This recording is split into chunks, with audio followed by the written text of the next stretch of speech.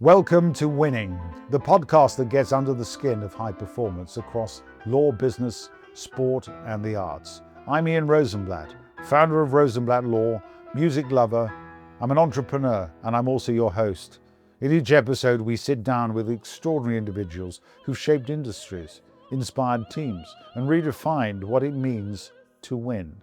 Today, I'm delighted to be joined by two remarkable performers who understand what it means to deliver perfection under pressure.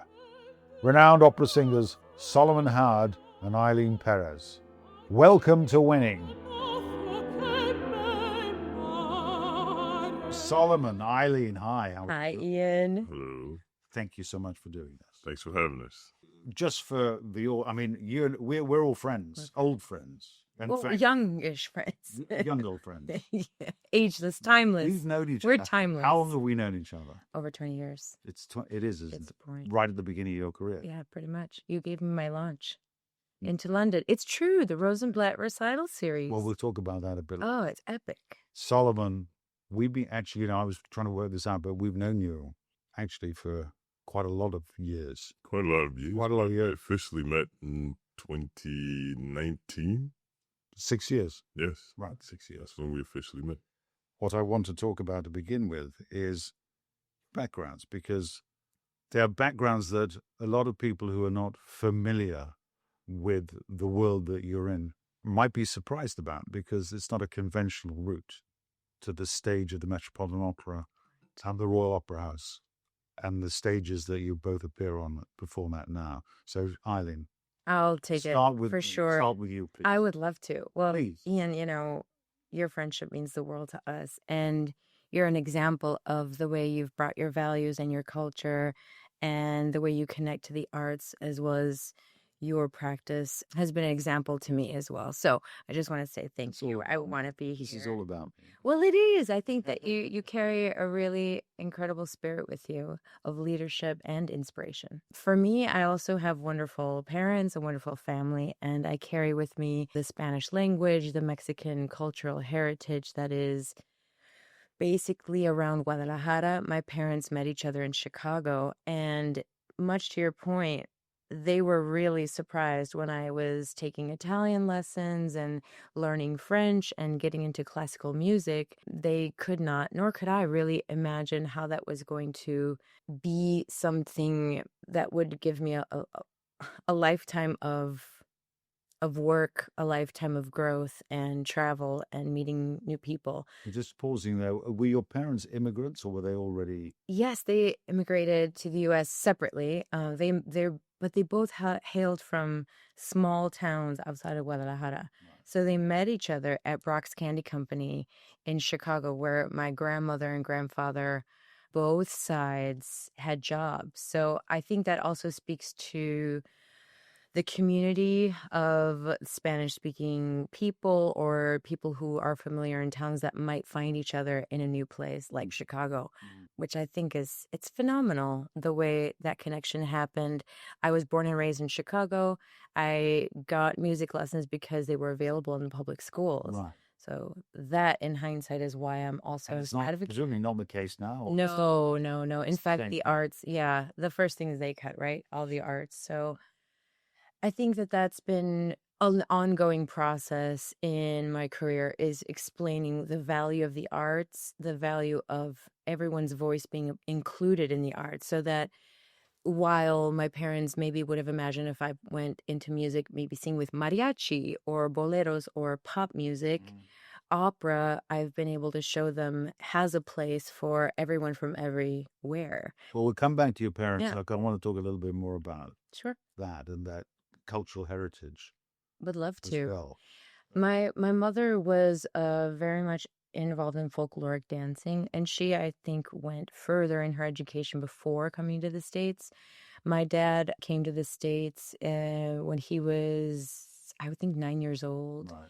So he comes from a different background that valued perhaps more work in business over the arts. So the balance of both of them and their concern for me and the kids is, how is that all going to work out? But I've been able to show them that It works out, but it's just a different value Well, system. there you can show them Yeah, good that for- it's a business too, It is, yeah. which, I mean, it is a business too. It is, and I can say, I'm very blessed with the amount of performance opportunities that I've been able to have over the years. But it is a crazy business. It's very much in flux. So I think something that maybe we'll talk about later. Let's give Yeah, it'd be great. Yes. Forget Solomon. Can we give him cut him a little slack, let him in, Yeah, let him into the conversation.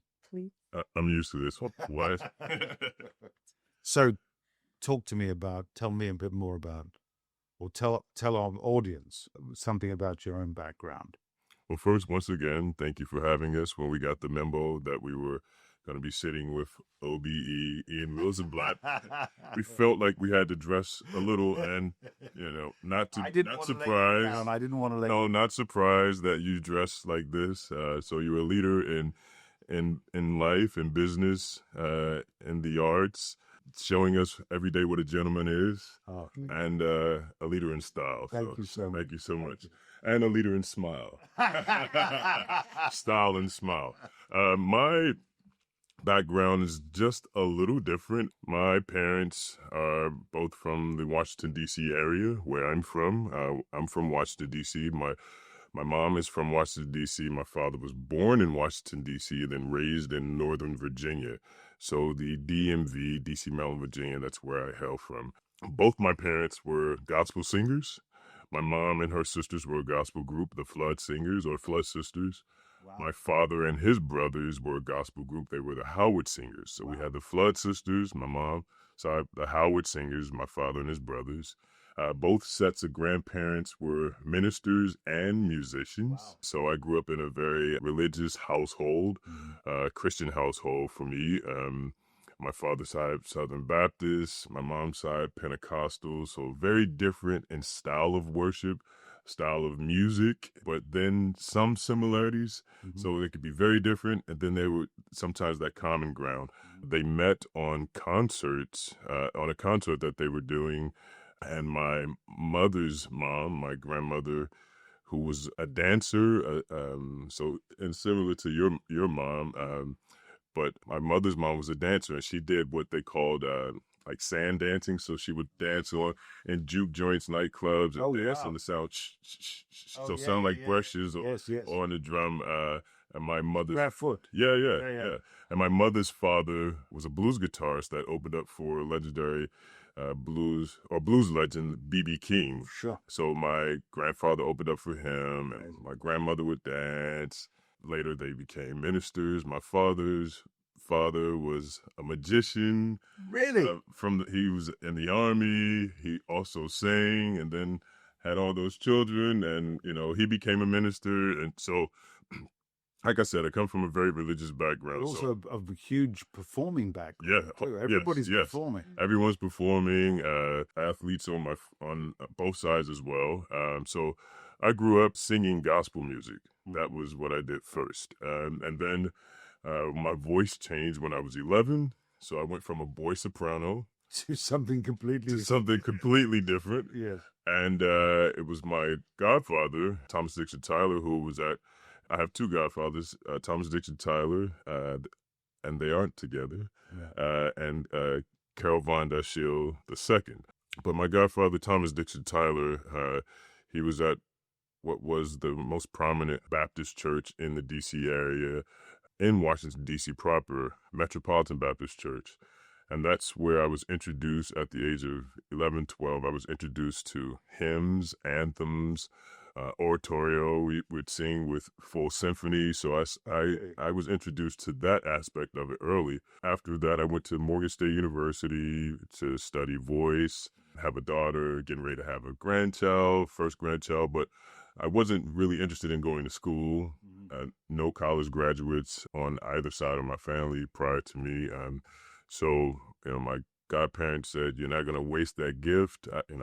I'd stopped playing football. I was just focused on trying to make some money to provide for my daughter. And then eventually went to school. My godparents said, "You're going to go to school." So I went to school and started studying voice at Morgan State University. And then it was after I finished that, got my master's in classical voice, I decided in 2008 that, I think I want to be an opera singer. And it was working with Wynton Marsalis and Bobby McFerrin that I saw two examples of African-American males that were equally proficient in both jazz and classical music. And for me, I also play Afro-Cuban Latin percussion, but coming from the other styles of music, it's like, if I go into classical music, will I lose this, the other, whatever? You don't, you haven't. I haven't. I can attest to that. Oh, thank you so much. Thank you. But I was concerned. I didn't want to lose that side of me, being that it's really a part of me. That's what I first started doing. And so when I saw Wynton Marsalis or Morgan Choir worked with them, and when I saw Bobby McFerrin, I said, okay, this is something I could try. Can you do that, Bobby McFerrin? That's it. That's it. Wow. I didn't think you could. Oh, I mean, just a little bit. That's pretty good. But, seeing that gave me, like the inspiration that I needed to at least pursue. And I didn't know what was going to happen. So 2008, I went to Manhattan School of Music to get my master's in classical voice. After I was discovered by Maestro Placido Domingo, after I finished my master's, and the rest my career, the rest is history. But can I go back a little bit with both of you? So you got your musical, Ailyn, you got your musical background from school. From school. From school. Yes. You got it through your family. Yes. Because music was always around. Always around. So was everybody open to all kinds of musical genre in your family? Or was it very specifically centered around religious music or gospel music? Well, we were open to different styles. I have a cousin, an older cousin. He's played bass guitar for Snoop Dogg. He's played bass and keyboard for Mariah Carey. He's played for everyone, hip hop, R&B. He plays 9 instruments. And this cousin, Chuki, Hi, Chuki. Anthony Caldwell, he was one that toured and played in different styles of music. So you heard when you were a kid? Yeah, and I would go to some of his shows. Okay. And he was the first one to take music outside of the DMV. But what about opera? Did you have any exposure to opera at all until you ended up when you went to college? Some exposure to classical music, more so, like I said, hymns, anthems, things in a classical setting. So sacred music, it was always sacred in a classical setting. I sang with Washington Performing Arts Children of the Gospel Mass Choir, 350 inner city kids. This is amazing. Yeah. So, So that was a program. That was a program, educational. Yeah, educational program that had a performance track. And not everyone went on to be performers. So was that funded by by Washington Performing Arts. So they get their money from the government, the state, or was that all privately raised? Raising donations. Yes. Extraordinary. But Ailyn, so your mum is interested in dance. She made space for the arts, I would say. So my parents were both hardworking. I'm the oldest of 3 between the middle siblings. So my sister Michelle, there are 6 years, and my younger brother 9 years between us. So my parents were working many hours and felt the value of education is the top priority. So as long as being at school. So if I chose an activity, they would figure out a way to, if I remember my renting a flute, for example, or renting a cello for my first music lessons, you had to pay this little, like a rental fee. And I don't know if it was $25 a month or bi-weekly, but they would do that. But if I asked for new sneakers, it was like, no way. I get that. I loved it, yeah. So they had those values. The value were ingrained in you, and I guess Solomon with you as well. Yes. Yeah. But with your background, your dad's not really particularly interested in the arts. No, I mean, I would say. I think he's very interested in the arts now. Well, yes, I think that also, Well, he certainly, I've met him a couple of times. He certainly gives a good impression if he isn't. Sure. One of his favorite stories to tell is he thought I was, getting involved in something where I wasn't supposed to be at like 10:30 or 11 p.m. at night. And he goes to the high school to check on me. And the custodians, they all knew my name. And so they said, yeah, Mr. Perez, she's practicing the choreography, because I would lead a group we had a show choir. And my dad said he was so awestruck, because he really thought he was going to catch me in trouble. No, but But we're actually, you were actually doing what you said you were going to. Yeah. So he does. You're right. They both value not only our well-being. They both come to see you perform. Yeah. Travel in London. Yes. Yeah. And you encouraged me to make sure I get them over here for my important. Royal Opera House debut. Absolutely. Yeah. Absolutely. Yeah. That was a life lesson. Because I think as artists, we're trying to I thought that was a big lesson to me, by the way, and it's still ongoing. But I think just to speak about the arts and about my parents a little bit more, they're both at ease with emotions, affection, singing, having time together. And I mention these values and this home feeling, because I've only found out being in the arts that sometimes that is a bit measured in different cultures, different societies, different theaters, working with different directors, whether it's a conductor or a stage director, they have different values, even in that kind of style. You have to be, well, in Italian this is simpatico, but it's having an open heart and responsive to an artistic sensibility, which even from what you're saying, it seems that even though they were not involved in performing or in the arts itself, they had a response to it. Oh, yes. And particularly, I suppose your dad kind of came around to it when he realized that this was something that meant a huge amount to you. Oh, he did. Yeah. But why did it mean? I mean, how did you get that connection? You grew up in a regular family. Yeah. You're going to school. Yeah. How does it just dawn on you that there's something that, if I don't know yet whether I've got the ability or the talent, but this resonates with me? That's a perfect question. Thank you. Because it's also, the answer shows so much about, yeah, really, thank you. Because, so being the oldest, and there was an age gap of 6 years, right? So being the first to do many things, grow up in the States, trying to do well, trying to have these friendships. I didn't make friends very easily. I don't know why. I'll maybe guess the demographic had something to do with it. And so when I had music lessons and music classes, ensembles like the orchestra and the band, you have an instrument, you have a place, you have a relationship to everyone. And I had the best. So your background was irrelevant? In a way, through music. And you mentioned the demographic. I just want to dig a little bit. Yeah, I would say I was one of the few Mexican kids. In the suburb where I grew up. Yeah. Right. But was it culturally varied, or was it? How was it? Yeah, it's great. How was that demographic? How about the fact that speaking Spanish just made a gap, or somehow? I don't know. And it could have just been me. I'm very socially awkward, as you know. Yeah. So, I found, I love to make friends. A lie.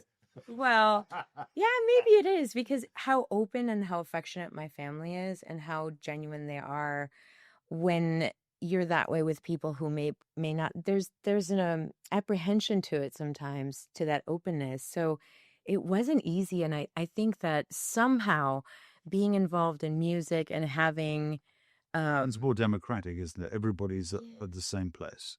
Everyone's trying to do the same thing and trying to do everything together. Yes. So you've got, you can't be in a band, you can't be in an orchestra, you can't be an ensemble or choir, unless you can't try and be I'm the best in this choir, because there's 100 other people there. So who's going to hear you? Right. So you have to support everybody. I love that. Who's going to hear you?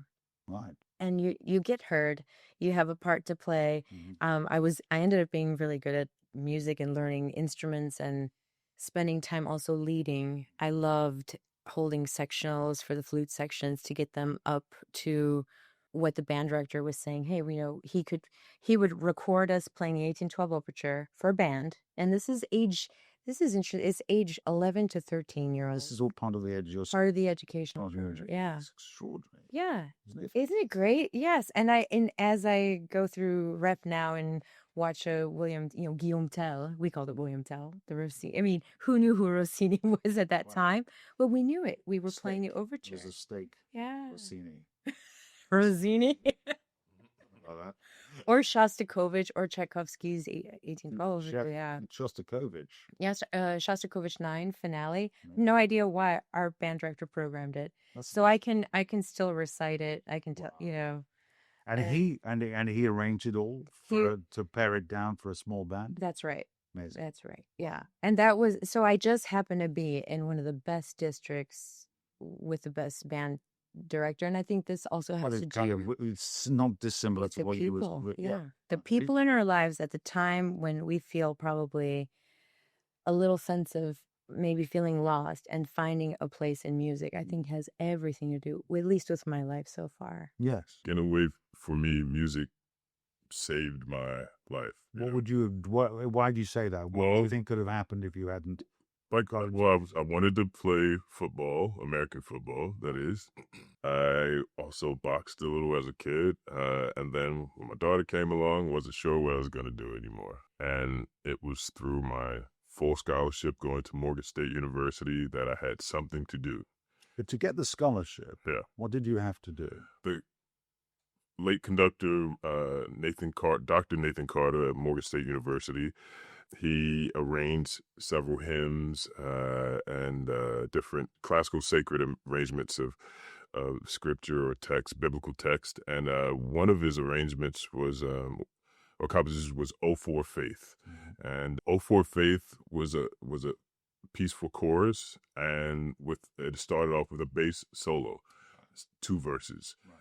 My godfather knew that we were all on the same concert. So Metropolitan Baptist Church Senior Choir, which I was one of the youngest members of the senior choir, and Morgan State University, we were all on the same concert in D.C. So my godfather says, well, I want you to, I told Nathan about you. I want you to go to Morgan State, and that's where you're going to go. I was like, okay, but we need to figure out how you're going to sing for him. So then it happened that being on the same concert, we already knew Nathan Carter's arrangement, "O for Faith." So he had me learn the bass solo, right? So that when we were on the same concert, I could sing that. And so then Dr. Carter heard me on that concert. And I later found out he wanted me to travel with the choir right away. But my godfather didn't tell me because he had concerts that he didn't want me to miss.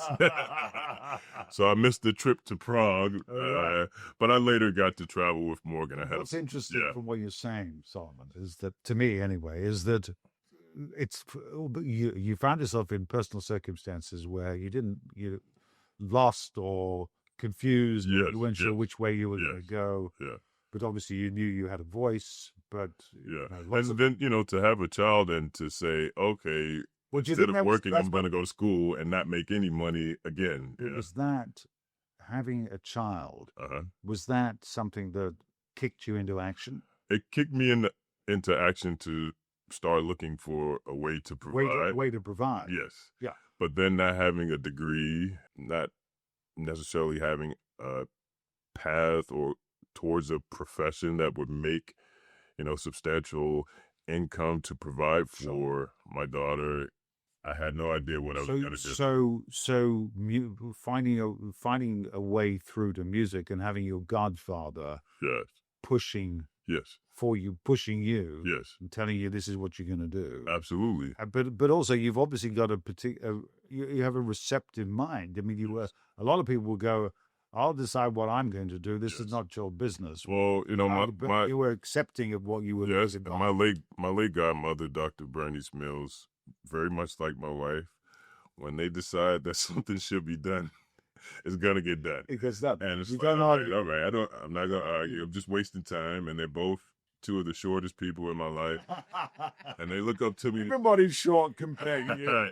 And they look up to me and say, this is what's gonna happen. I'm like, all right, you know what needs to happen. Yeah. So, just to have that guidance and the discernment to say, like, all right, I understand that what they're saying is the best thing for me with my godparents. And I knew, I need to go to school, and after I finished my bachelor's degree for my godparents, it wasn't good enough. I needed to get my master's. Right. And if my career didn't take off after my master's, I'm sure I would have ended up with the doctorate, and then moved here and tried to be an OBE. So, I would have kept going to try and grow, Yeah. But it's a kind of sliding doors moment, because Yes. who would know if you hadn't, what would have happened Right. if you had not Absolutely. had a child? Yeah. And I've been performing since the age of 3. So I had an idea that that was something that I was going to do at some point. I didn't know it was going to be a full-time profession, but, growing up in church, we all believe that everyone has a gift, everyone has a purpose. And I just so happen to walk around every day with the gift that I've been given, and fortunate that I can give it back.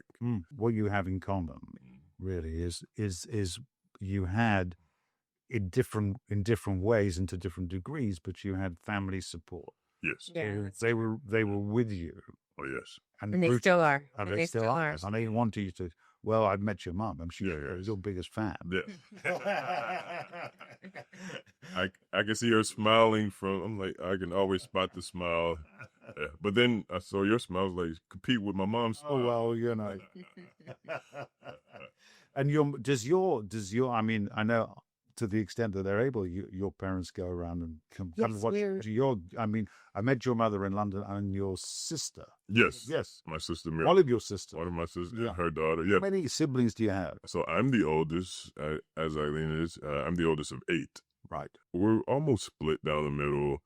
Musical ability, and then some that can't sing at all. Right. But they all love what you do. They all love what I do, and they all travel. My brother, Daniel, grew up, he was a fan of the movie Lion King. Yeah. He's in his 30s now, or approaching 30.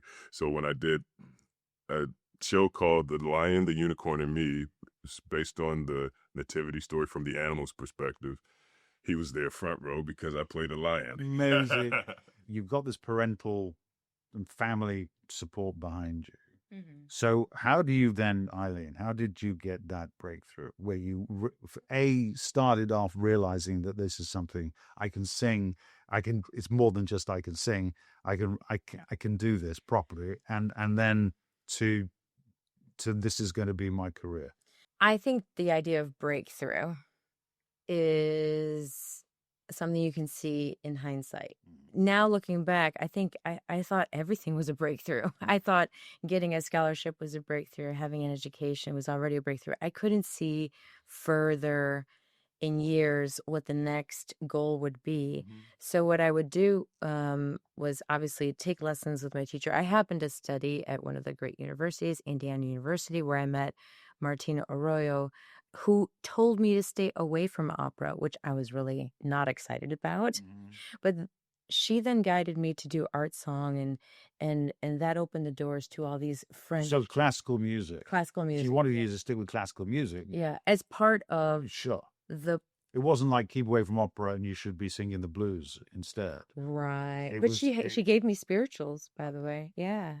But she really introduced me to the repertoire of the Spanish, all the Spanish, yes, and Latin American repertoire. And there was also a Latin American Music Center in Indiana, which I then met my long lost uncle, who was born in Puerto Rico, Andrew Lázaro, who led the Afro-Latin American Jazz Ensemble. Wow. I was a professor there. So while I was in school, taking lessons with Martina Arroyo, my uncle Andrew was giving me lead sheets for Sabor a Mi, all the boleros, and I got to perform with his Latin jazz band. Oh, wonderful. So I kind of got a little bit more connected to my roots, but still trying to find my way in this classical music. To me, opera or Verdi has this spiritual element where it's telling a love story, but there's a depth, I just want to cry. I connect to it. So I'm connected to the tragedy. Well, sure, we cry. We just let it out. Yeah. You're not supposed to, but evidently I just do. But to catch myself sometimes as well. I mean, it gets so evolved. Yeah, well, emotions, yes. Yes. But especially your roles, father, daughter, when he's singing Zoroastro, he's thinking about. I try and get all the crying out when I'm learning the roles, so that by the time I get there to the stage, Get rehearsals, awkward if you say, yeah. Oh, yeah.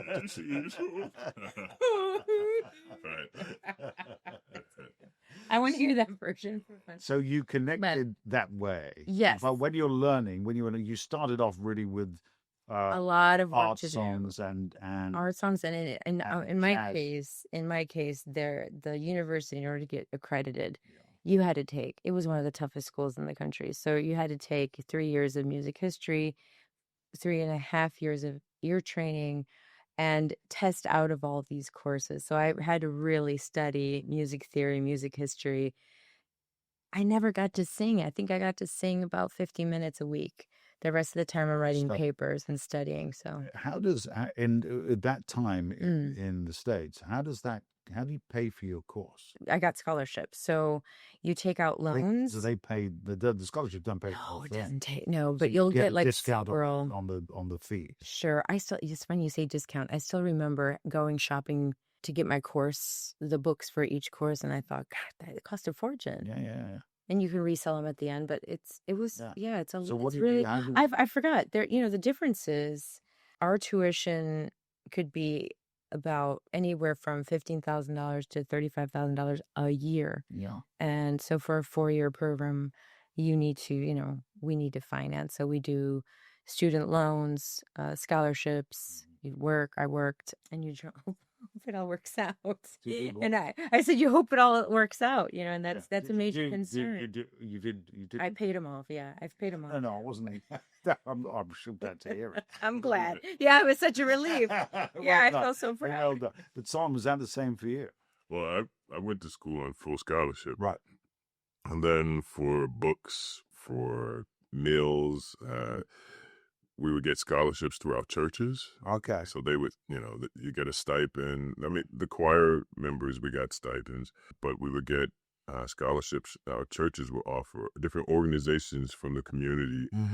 For us in the States, the Black African-American fraternities and sororities, they sponsored a lot of young people as well. So for my books, I would go back and say to the church, this is what I need for, to get the books that I need for courses. And they would sponsor that. So we got a lot of assistance from the community, along with being on full scholarship, which just pays the tuition. I got a lot of assistance from the church and from the community. Right. Yeah. Right. That was also a big difference when I noticed because of the historically Black colleges and universities in the States and the communities that he was a part of. When he met his Met debut, I mean, you have to tell that story. But, but there was like I think a total of 7 buses that came from D.C. No. Yeah, so over the course of the run, amazing. I sold. It was about a few hundred tickets that people just coming to see. What was the role you were I sang the King and Aida. So it wasn't the biggest role, but it was the fact that, you were on the stage of the Met. I was on the stage at the Met, and that's all they cared about was that, wow, that's one of us. That's very our voice. For you as well. Absolutely. Yeah, absolutely. I mean, extraordinary. Absolutely. Just a testament to having that support, which is reassurance that you're headed in the right direction. No, sure. That many people, take time out of their schedules. A lot of senior citizens, we're going to be there for our baby, and getting on the bus. But they would be, that community would be turning up for anybody who, whatever the genre of music or performance. Of course. They'd be turning up. So it wasn't just because it's classical. We all love opera. Yeah. No. I guess some of them had never been into an opera house before. I would say out of the group, maybe 30, 40% had never been to an opera. Sure. Even possibly more than that, they've been in churches where, like, the church was my early performing arts venue. That gave me concert opportunities and the chops that I needed to, acting. I did, we did plays at church. And so just learning how to memorize a role with dialogue and then singing along with it. Picking it up quick as well. Yes, absolutely. And then doing things with costume. So that came from church, and to have that community that had most of them never been to an opera, to come to an opera. And still some of them, they only go when I'm performing. Sure. Or now, oh, your wife is singing somewhere. It'll We want to see her, you know. set up for you. Yeah, so Great. so the fact that it's not something that they would normally do, but when we're there, they come and they enjoy it. Even family members. Most of my family's only been to the opera because I'm in it. Mhm. You know, and the same with coming to support Ailyn as well. But you know, to say that this is not the norm for us, but they come and they love it. You know. Mm-hmm. Did you have, I want to ask both of you this question, did you have, or do you have, from any role models, heroes, heroines from your own communities that have been important in, bearing in mind you come from backgrounds, and you know we're friends, we speak very openly. You come from backgrounds where sometimes it can be, and probably more than sometimes, a challenge. Yes. Because you're an African American, you have from Mexican heritage. Yeah, That is, yeah. you know, It that's is just different. that is the reality. So, Yeah. so, did you have, Solomon? Do you have people that you look to? Well, for me, it was the pastors in the church because they are the leaders of the community. A lot of them marching with Dr. King, Reverend Al Sharpton, some of these pastors that I was connected to, marching with them in the civil rights movement, and you know, seeing them every time they got up in front of the congregation, just to see them. Gave me the inspiration that I needed, the courage that I needed. But yeah, so to come up under my grandfather, one of the great musicians in the DMV area, and pastor, and then to see my older cousin traveling the world, that gave me like hope that it's possible. I still didn't know how it was going to happen, and like I said, two musicians that I grew up watching from the African American community, Wynton Marsalis, Bobby McFerrin, then being able to work with them. Were you conscious of African American opera singers when you? No, not really. I mean, I'd seen Simon Bass, for example. yes, but I didn't really know who he was until Did you know? after I started pursuing opera. But I had seen Denise Graves on Sesame Street, an American TV show, and then I had worked with Jesse Norman at the Kennedy Center Honors. So those were the two opera singers that I knew. There were some that were, you know, a part of the choirs at church that, you know, go on to pursue a degree in classical voice or career, and then they would come back and sing at church. But I didn't know many that were doing it full time on the big stages. There were certainly when you were growing up growing to have a career. Yes. And that's not that long ago. Right.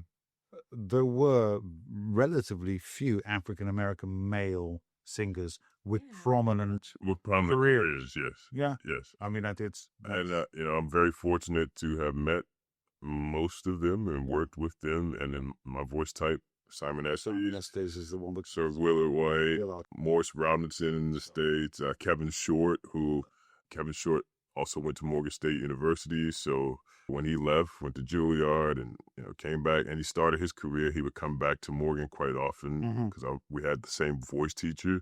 So she would tell him about me, and he would come back and support me. Morris Robinson took me under his wings when the choir did Beethoven 9, and he was the bass soloist.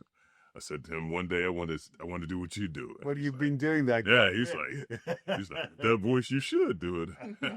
And so once we were in that environment, but I didn't grow up knowing, you know, about opera and then other, you know, Black opera singers.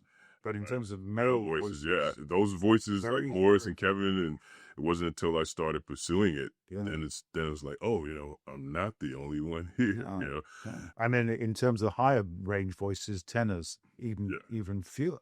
Yeah. Yes. It's better now. Yes. Fortunately, people like Larry Brownlee of course, burned a trail. Right. Really. But what about with you? For me, I pursued them. I think I followed faces and sounds that I could relate to. So, of course, Maria Callas's face and her interpretations caught my attention. And then I found a whole list of repertoire through Victoria de Los Angeles, Montserrat Caballé, and I still go back to those voices whenever I'm, as you know, when I'm preparing Sure. all the new Verdi roles. I have to hear how Martina Arroyo sang it. I have to hear Leontine Price. I have to hear Caballé's version of it, or To try and channel a feeling. I think I relate to those voices. There are some voices that, like I love Zinka Milanov, and she has like that steely quality that I love. It's immediate, but I know I'm not going to sound related to Zinka. No. But I could almost sound related to a Freni or a Caballé or even a Tekanawa kind of sound. That kind of, creamy and relatable sound to me. So not only, well, with a pack of punch for sure, what you need to. But what I love about, I think the voices that I gravitate to they're great storytellers, and I don't necessarily need to see them visually, although we do have a lot of YouTube clips now of people performing live. I hear the story in the sound, in the beauty of the tone, in the fragility of the tone, in the power of it. And that's what has always captivated me. Most of the sopranos that I've been in touch with, I think, have taught me it's okay to let your guard down. Yeah. You mean artistically? Artistically, yeah. I think that there's, as a performer, or at least the way I was raised to perform, I thought of, this is an approach to life too. Sure. I'm competitive, and I think that there aren't so many spots available. So either it's the pressure of having less possibility to have a spot, or you just have to switch your mentality where you say there are enough places for everyone. Your time is like, you have do the work and just open up, be a little less guarded. And that really shifted, I would say, after the first maybe 8 years of my career. I started to see that other side, because I couldn't function competitively anymore without letting the guard down. I remember having great conversations with Anna Netrebko or Ermonella Yaho, or even now colleagues, Joyce El-Khoury was just here in VEP. And though we didn't cross, AVA was a big part of my life. Well, I forgot. I totally jumped. I'm trying to keep control of this conversation. You're like, hey, wait, let him interview. I'm the one who's but there's a mental shift that I've had to try to. Can we talk about? Right around. Let's talk about your mental shifts. Many of them. When we get there. How do you edit? Do you see yourself? And this is the same for you, Solomon. Do you see yourself as a Mexican singer? Does your identity, is that an identity for you? Do you see yourself as an African American I think singer? It's very important for us to recognize we come from a certain community, and we're products of a certain community. And of course, there's the side where, I'm a singer. I'm a singer all around the world. But I know the importance of, what community I come from and what people I represent and what young people are watching me, to also say, I'm not just a singer, but I'm an African-American singer. And it's because of those African-American, I did the same thing. I didn't have many examples within the community, but then when I saw 2 other African-American artists, that's what gave me the inspiration. Right. So to turn around and say, well, I'm not an African-American singer, I'm just a singer. So you feel a responsibility? I feel a responsibility to always stay connected to who I am.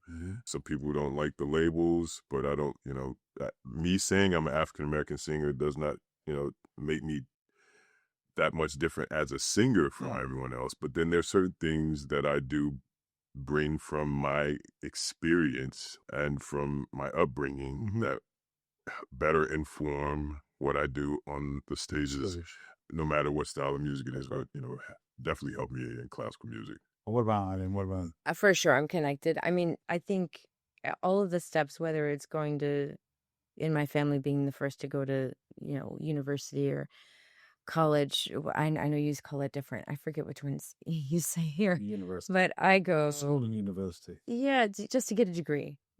It was new from our family. So for my family who hails from Mexico and with whom I speak Spanish, losing the language, losing a sense of sensibility would be a real loss. And we've done everything in our family to, yes, fit into American culture, but also not lose a sense of who we are. I think that I lack times to, have that kind of conversation with one another in other communities. Yes. To find that, if it was a Venn diagram, right, we would all share that middle piece there. Sure. And I love that music provides that center to have those conversations, as well as, I look not white, but that doesn't necessarily mean you're going to know I'm from Mexico. I was just in Shanghai, and people say I could look South Asian, or, I have a look that could fit into many different places in the world. And I love that I carry that as well, because to me, it affords an opportunity for someone to feel at ease with me. Sure. And that to me is my number one value. I love making people feel welcome, a sense of belonging, a sense that their opinion and their story matters. And I love that for opera, it's still the case. So when we were missing our audiences, we're not really having opera. You mean during COVID? Yeah, we're not really. Opera really is everything, everyone, all in. All in. And it's the story we're telling, yes, and the colors, but it's also each person in the audience sitting is having their story and their experience. I know it's very... a little bit very wide, extra wide lens, but it's also, it's true.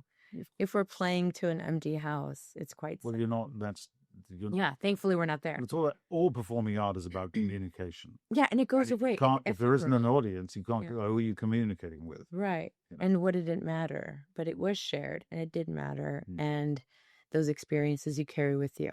Should we just get AVA out of the way? Because he's going to talk about it. No, I'm not. No.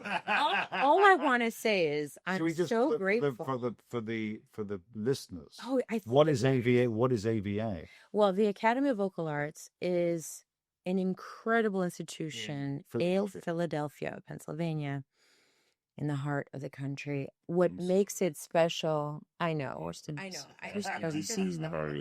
hang on a second. Where was the intervention signed? Okay, so that was a very special place. It's a 4-year program, and there's a maestro, Christopher Makatsoris, who I would say is the heart and soul of the institution. He had a background in working at La Scala and just working very closely to all the great Italian maestri.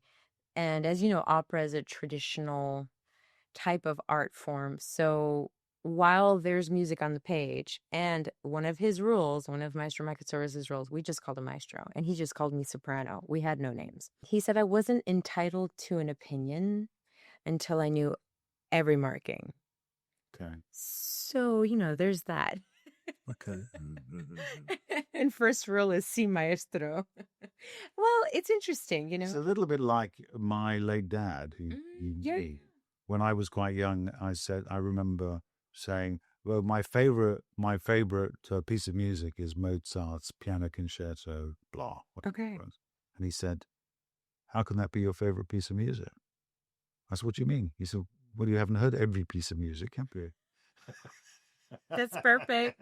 Yes, they would have been friends. It's kind of similar. Totally. Similar vibe. Yeah, totally similar vibe. And he really influenced a great deal of the amount of work, amount of character that you have to possess. And, which, this because you loved hanging out with people who were older than you. Mm-hmm. I always felt, how am I supposed to get all this character if I'm in school studying? And can you just let me know how do I get it? Well, you can't, right? You have to use your imagination for sure. But if you don't, you really have to use your imagination and figure out how would I say this if I'm Lucia and I have to be in time and it is a company dress. And I'm Right. Walking around all over me. Right. What could the sound like? Yes. What am I not doing? What could I do? Yes. And that was the beginning of I would say the germ of the way he taught. In other words, I think Yeah. taking it beyond just making sounds. Yes. And actually, Or having a pretty voice or looking nice. Correct. No, correct. Yeah. And actually developing an entire ecosystem around the sound that comes out of your mouth. That's it. Yeah. And that we would spend hours on 3 pages of Mozart recit, speaking of Mozart, or Donizetti recitative, or just sculpting every And were phrase. you receptive to that, or did you? Because I you were love- quite young. You weren't go. You go, listen. I want to sing something. I love. I don't want to just endlessly sort of speak. There is something. I think that's part of, again, that the idea when you said, "How did you know you had a breakthrough?" Or in looking back, even time with him, with Maestro Macazares, was a breakthrough because I only longed to figure out what this opera thing was. And here is someone who's willing to spend an absurd amount of time sculpting and crafting and giving you feedback. So, okay, you go through college, and then tell me, both of you, about your first break, the meaningful break, not just, oh, you can sing. You're going to get it now. Tell You know, you gave me my first break with the Rosenblatt recital series. Was that In London, absolutely. Yeah, but that's not your first break. That was your first Well, break in London. But that's a big deal. I understand. Because Okay, well, when did culturally, you first get paid to open your mouth and emit sound? I definitely remember the first job I had that was in Berlin. I was singing La Traviata. La Traviata. La Traviata in Berlin, and I didn't know. Very fundamental thing to know about the audiences in Germany is that they wait to applaud. Nobody told me about that. So it's my first job. It's in the Peter Musbach production, which only has one break, and Violetta is on the stage the whole time as a ghost looking like Marilyn Monroe. And they had holes in the stage where you could get a Camelback straw and get sips of water. So they told me about those. Amazing. I couldn't find them. It was so dark. By the way, Violetta's the only one in white. Everyone else is in black costumes, and it's really dark. The focus is on you, though. Focus is on me. The opera begins, the prelude, I'm feeling the music, I'm in it. I sing with the tenor, no applause after our duet. Then it's the cavatina, or the recit before the big aria, which closes Act 1. Dry, no applause, nothing. I did every messa di voce I could put in there, piano, forte, all the tricks and trills and everything. Nothing. And as I said, it's through. There was no break until after Flora's scene. So imagine Act 1 going to Act 2, no applause, huh? It's wild. Were you stressed? I was totally stressed, and I thought to myself, "Well, I'm on the stage stressed." But you're thinking, what have I done? And also, I was like, well, I'm gonna have fun. My career is over before it's begun. Everybody hates me. Yeah. Yeah. Yeah. And then I just let go and enjoyed it. And then, of course, at the end of the night, a big eruption. And I heard that rhythmic stomping. Yes. And I was like, okay. It's good. But that was your first. That was 2008. Debut. That was your professional debut. Yeah. Professional debut. Yes. I mean, the European one. Yeah. Yeah. No. I want to know what was the first. Still didn't answer the question. You're really. No, your professional debut. Let me ask you again. See? When did you first get paid money? When did I get paid to sing? The first. In opera? When you became a professional, is the first time you get paid money? 15 to sing for my friend's wedding. Okay, not that. Okay, I think it was. I won a prize at the Palm Beach Opera competition, and I was awarded 2 roles. One was Papagena. So I think that was 2002. Okay. And Lucas Meacham was Papageno. No. And I remember Nicole Cabell was the Pamina. Derek Taylor was Tamino. She must have just won the Yes, Cardiff. prize. Yes, I remember. Yeah. Yep. And Kamal Khan was conducting us. So that was your I professional would say yes, debut. professional. But then I went straight back to AVA. Did you? You're very complicated. I'm trying to get it straight. You cannot. Can I give it? So, what was your Doing first my job. What was your first contract? Yeah, that's a good. Right. Do I get a better answer out of you? Yeah, he'll have the My right answer. professional stage debut was when That's I the actually got question. paid. Was singing the High Priest of Baal in Nabucco at Washington National Opera. What year was that? That was 2012. Okay. Yes. Okay. So that's what year? So that's 15 years ago. Yes. Yeah. Great. Mm-hmm. Okay. Thank you very much for that straightforward answer. Absolutely. Yeah. It's like I like to talk the least, so I give you an exact answer, so you don't have to ask me the same question. He loves talking to you the most. But I love talking to you. Both of you have since then worked consistently all the way right the way. Yes. And you are booked for how long ahead now, both of you? Joel Thomas and Dominic Domingo at Ask on Assault are working on 29 and 30 for us now. Well, you don't work with Dominic, but you work with Joel Thomas and Matthew Levin. So you're really 5 years ahead.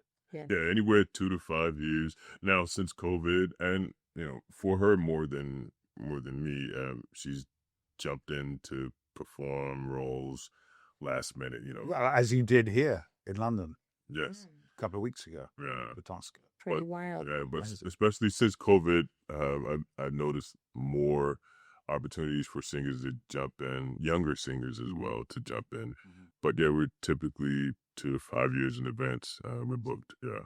And what people listening to this might not appreciate is what the lifestyle. It's all very well being on a stage, having the applause, the cheers, having all of that goes with it. Yeah, but the lifestyle, of course, that's the reward for all the hard work, the sacrifice. Part of the sacrifice is, we are in a solitude most of the time. Sure. We've been fortunate to get as much time that we have had over the last year or two together, but especially being in a relationship with another singer that's working, most of the time we are alone. Sure. We're approaching a period where we will be alone for several months. She'll be in Munich, I'll be in New York, and then travel. But it's like one of our first instances of that was coming out of the pandemic. In August of 2020, she went to Europe for about 5 months. I was in the States. I went to Asia, then went back to the States. And then it wasn't until January of 21 that we reunited in Europe. But, we have that where, it can challenge your relationship. It can challenge, just your psyche as an individual to go places. And the majority of the time you're traveling by yourself. Yeah. So to, have friends such as you and Emma in certain cities or countries around the world that, are very welcoming, that gives us, a sense that it's going to be okay in ways. But the sort of final question really is the subject of this podcast, as you know, is the title of it is winning. You are both winners in the world in which you operate. Are you able to just, in a few words, say what it means to win in the world? Yes. In your world? Yes. In our world, we often have the psychology is, to embrace failure is actually very important because it teaches you how you're going to progress to the next level, how you want to, the artistic mind is always trying to go for perfection or this balance or this ideal. And of course, it's really unreachable and can be very unsatisfying when something goes wrong. So embracing failures is actually a big piece in having honesty between what I do with my craft, having maybe a person for feedback to improve, and having a plan to go about it, whether it's technical elements, where it's how I look or how I'm presenting the story on stage, whether it's also an attitude shift of who am I in the rehearsal room? Am I leading now? I used to be the newcomer in the business, and I know what that felt like and what I wished to have. So now I'm trying to pay forward things that I wish I got, but also all the kindness and all of the traditional, in a way, hand holding or guidance. I try to also pay forward to the newcomers. So yeah. Solomon? For me, winning is all the hard work that I put in, considering, where I came from and what I had to overcome to get here. It's all the hard work to make it to a young artist program, to make it to the stage, and then to have a successful performance. But not just the successful performance from I sang well, the company, the production went well, the audience loved it. To know that everything that led up to that moment and for it to be successful is a win for me each night. Like, okay, I was able to touch someone's life with my voice, or to help affect someone's mood to be better for that particular moment. That's a win for me. To give back, that's a win for me. And obviously, to meet my wife through this art form, to get engaged on the stage, to be married in a city where we first worked together. That's a win for me as well. Sure. So this art form, being able to make it into it and to have, some type of success, and to see the reaction, the love and the appreciation from the audience is a win for me. And both of you, you're still as hungry and as ambitious. Of course. And every day to go and try and make Zarastro, which I have a show tonight, to go and try and perform it better than I did the night before. If I can remember just, if I could perfect one more little vowel here, the shadow, whatever, that's a win. But yeah, to get to see what the response from our audience, and like make those connections, and to be hopefully a good example to others, that's a win for me.